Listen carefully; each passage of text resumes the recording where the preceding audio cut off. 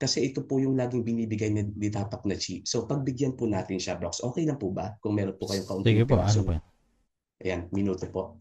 Ito pong tinutukoy nila rito na sa Isaias 13:12, at aking gagawin ang isang lalaki ay maging mahalaga kaysa dalisay na ginto. Ang tao na higit kaysa dalisay na ginto ng Ophir. So lalabas, Brooks, parang may isang lalaki na, kumbaga, ito'y parang isang lalaki na magiging mahalaga kaysa dalisay na ginto. Ang tao na higit na dalisay kaysa sa ginto ng Ophir. Dahil ang ginto ng Ophir, alam naman natin, Brox, very rare. Napaka-rare ng ginto ng Ophir. And sige, sabihin na natin, Brox, sundan na natin sila. Ang Ophir ay ang Pilipinas. Pero until now, it's still, kumbaga, there's a debate among Bible scholars na ang Ophir ay hindi naman siya nasa Far East lang. Hindi rin naman Pilipinas lang. Kundi tinitignan din ng Indonesia, ang iba pang mga bahagi lang ng Southeast Asia. Kaya meron din, Brooks, tinitignan din ng India at ang Africa.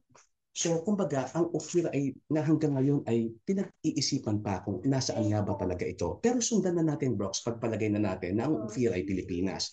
Kaya siguro nila ito, uh, interesado sila dahil nga may isang lalaking babangon dito. And I'm not sure if they are pertaining to the preacher na nanggaling doon sa ating pinanggalingan. Well, tignan natin, Brooks, kung ganun nga ba talaga at tatama nga ba talaga. So let's see. Brooks, pwede po ba nating tignan ito sa Bible Hub? Ito pong Isaias 13:12. Opo. Wait lang po. Bible Hub. Interlinear po ba? O English lang? Yung ginagamit lang po natin na usual po, yung English, and I think this is Hebrew po eh. Ay, opo. Interlinear po. Dahil lang. Apo, yan, interlinear po. Isaias.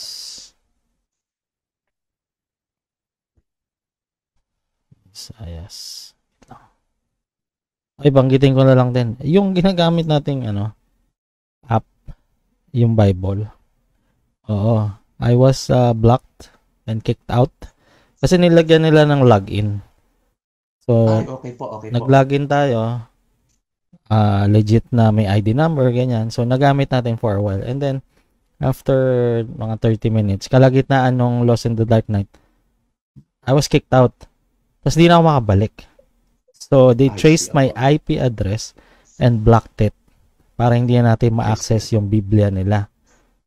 So, kung ipagdadamot nyo lang din ang salita ng Diyos, kulto talaga kayo. For public yan eh. Grabe naman. Tama po. Magdadamot nyo pa yan? Napapakinabangan ng mga tao yan. Habang nag-aano si Broccoli nung talataw naghahanap, okay lang bang i-clarify, itong Ophir ba na ito yung ginto na pinanggagalingan ng mga ginto na dumarating kay Haring Solomon nung hari siya? Exactly po. Ito ba yan? Opo, exactly po. Opo, tama po. Ito po yung isang lugar kung saan pinanggagalingan ng mga dalisay na ginto, na very rare na mga ginto. Yes. Opo, opo. Okay. Just kala ko magkaiba pa eh. Sige, fix. So, wait lang. Before you continue, Badlo. So, since I was kicked out, during that time, nakikinig ang mga taga AdSeat AdPro. Sa atin, nagmo-monitor sila. Hi, Brad Ryan. Bati tayo. Brad Mel. May picture pa naman tayo together. So, wala pinagdamot. Anyway. Sige, Brad Lost. Tuloy po. Apo, thank you po. Salamat po. At yun po, balik po tayo Brooks, about this one. Isaiah 13:12, at aking gagawin ang isang lalaki ay maging mahalaga kaysa dalisay na ginto, ang tao na higit kaysa dalisay na ginto ng Ophir. So again, they might be thinking, I'm not sure, I could be wrong. I might be wrong, possibly I am wrong. And kumbaga they are referring, kumbaga itong tao na to may pinatutungkulan sila sa isang lalaking ito. Hindi ko na i-mention yung name, pero I know lahat ng nasa panelist po ng Broccoli and lahat po ng mga nakikinig ay mga matatalinong mga nakikinig. So muli po, at aking gagawin ang isang lalaki ay maging mahalaga kaysa dalisay na ginto, ang tao na higit kaysa dalisay na ginto ng Ophir. Ngayon, kung titignan na po natin siya, Brooks, dito nga po sa Bible Hub, I will make more rare a mortal man than fine gold, and a man more than the gold of Ophir. So Brooks, makikita natin dito, ang tinutukoy pala rito, kumbaga kung i-click natin Brooks yung more rare, ang definition niya Ano number? is yung pong una, yung Ito, I will 3365. make more rare. Yes, 3665. Yes. 3365, yes. Yan. So makikita natin dito sa Brooks, no, nakalagay is to be precious, to be rare, to be valuable, to be esteemed. Ngayon, tignan natin Brooks. I will make more rare. So ito yung nasa English. So ito yung kanilang unang nakita kaagad. At ito kasi, bakit nila inilagay ito, Brooks? Kasi ito yung sensible. Ito yung pinaka, kumbaga, suhato doon sa gustong sabihin o diwa ng talatang ito. Na ang tinutukoy pala rito, Brooks, ay hindi isang lalaki ay gagawing, kumbaga dalisay ang isang lalaki, kundi gagawin niya ang tao na rare than the fine gold. Parang ganito, Brooks. Kung may sundan niyo po ako. I need your confirmation po. Brooks, mahirap po bang hanapin ang dalisay na ginto? Yung asin talagang fine gold. Madali po ba Apo, siyang makita? mahirap. Mahirap. Napakahirap siyang makita. Lalo na po siguro, Brooks, kung pag-uusapan ang mga dalisay na ginto ng Ophir. Dahil nga po yung Ophir, mythical or legendary, hindi nga natin alam kung saan. Kumbaga, sila Solomon lang ang nakakaalam noon kung saan ang Ophir na hanggang ngayon still nasa debate kung ito ba ay nasa Southeast, nasa India o nasa Africa. Pero pag-usapan natin yung kadalisayan, yung pagiging rare ng ginto ng Ophir. Kung pag-usapan na nga lang natin, Brooks, yung rare na ginto, kahit hindi Ophir, kahit hindi galing sa Ophir, madali ba siyang makita, Brooks? Mahirap po. Napakahirap. Brooks, ganun lang po ang ibig sabihin ng talatang ito. Aking gagawin ang tao na napakamahirap masumpungan, gaya ng ginto na mahirap masumpungan. Gaya ng ginto ng Ophir, mahirap masumpungan. Bakit, Brooks? Kasi ang pinag-uusapan dito, yung tao nga sa hula ni Isaias ay mangangaunti.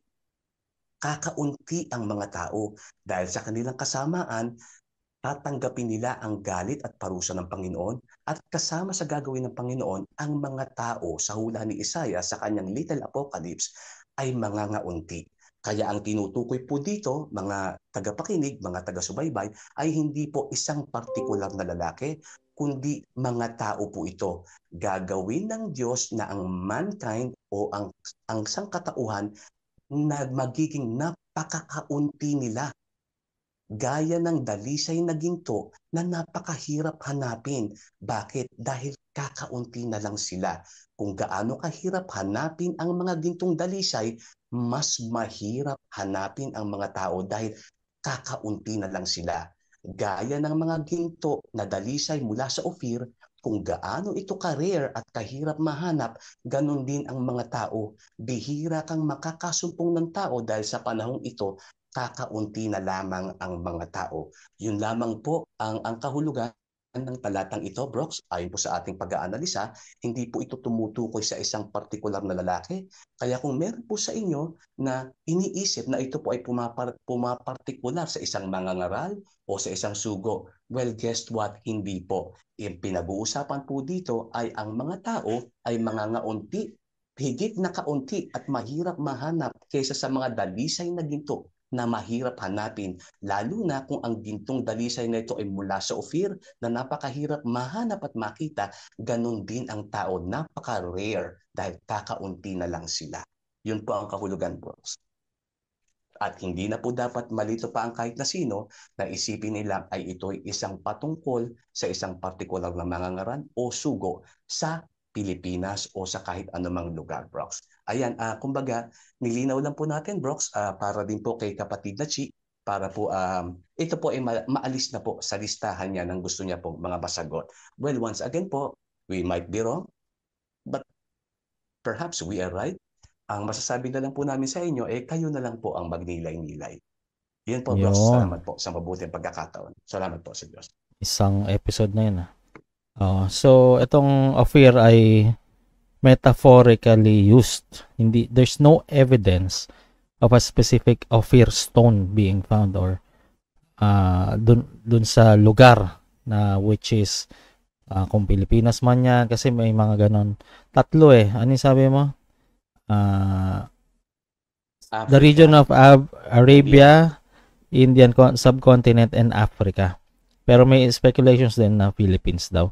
Kasi na-detect ni ChatGPT na meron tayong local folklore na sa Philippines nga yun. Pero it has never been found. So, ganun po karir itong mga tao na to. Yun lang po yun. Yes. Hindi po siya physical. Hindi There's po siya no hiwaga, evidence. Wala pong hiwaga sa kanya. At yun po ang mahirap, mga taga-subaybay, mga kasama, kapag meron tayong bias kasi dahil nga tayo nasa Pilipinas at meron tayong tinitingalang sugo o mga ngaral, ang kumbaga ang tendency natin, Brooks, is ipatungkol sa kanya. So ito na nga po yung patungkol po sa pagbabasa ng Biblia sa interpretation na meron nga pong exegesis na tinatawag ito yung paraan o pinakamas matuwid na paraan ng pag-i-interpret dahil iyong itinatranslate ayon mismo doon sa mga kahulugan ng salita sa original. Yung exegesis naman ay yung paraan na kung saan ang bumabasa ay gumagawa ng punto whether ipapatungkol niya sa kanyang sarili o kanino man. So yung pangalawang option ay may bias, Brooks, at probably yun nga po ang nangyayari dahil nga po mayroon silang tinitingalang mga ngaral at tayo nasa Pilipinas na ang tingin nila ang Ophir ay Pilipinas, ipapatungkol nila ito sa mga ngaral o sugo na kinikilala nila. Again, ito po ay hindi hiwaga. Ito lamang po ay pumapatungkol na ang tao ay mangangaunti ayon po sa hula ni Isayas, mahirap mahanap, napaka-rare nila, gaya ng mga dalisay na ginto na napaka-rare at mahirap makita, gaya ng mga ginto na dalisay sa Ophir na lalong mahirap makita. Ganun po kaunti ang mga tao sa hula po ni Isayas. Yun po, Brox. Apo. Maraming salamat po. And Brox, tama po yung sinasabi ni Brad Enoch. I would like to support Enoch on what he said earlier, si Brad Enoch. About po doon sa mga pulo-pulo, wag po nating angkinin yon. Ang tinutukoy po doon ay ang dagat ng Mediterranean, gaya po ng sinabi niya, Brox. At wag po nating angkinin ang mga pulo-pulo lamang ay nandito sa Southeast Asia. Brox, kaya po may tinatawag na British Isles. Mga pulo-pulo din po yan. At yung mga sinasabi po ni Brad Enoch na mga pulo-pulo na mga Kreta, yun din po yun. At yun po, probability 99% with 1% na hindi po is yun po, tumutukoy po siya sa mga pulo o mga bansa sa dagat Mediterranean. Yun po, Bronx. Salamat po sa Diyos, Bronx. Thank you po sa lahat. Salamat po.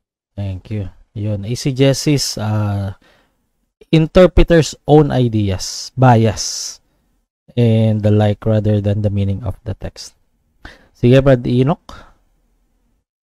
Brooks, baka pa natin si Brad Loss about doon sa Ophir.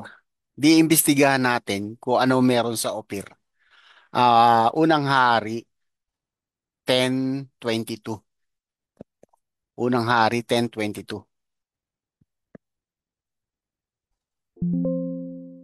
Ayan, Brooks.